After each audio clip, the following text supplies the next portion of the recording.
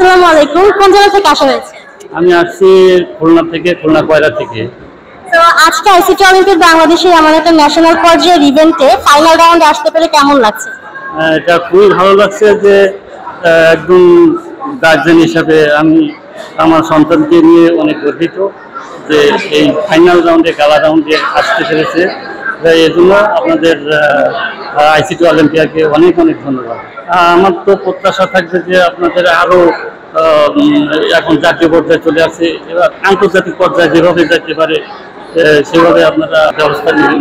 আমার বাচ্চাকে নিয়ে অনেক স্বপ্ন, যেহেতু সে আইসিটি অলিম্পিয়ার ফাইনাল গালা রাউন্ড পর্যন্ত আসছে, যেহেতু আরও সামনের দিকে অগ্রসর হতে পারে, এজন্য আমি আর কি সেভাবেই ভবিষ্যৎ নিয়ে পরিকল্পনা করবো এটাই।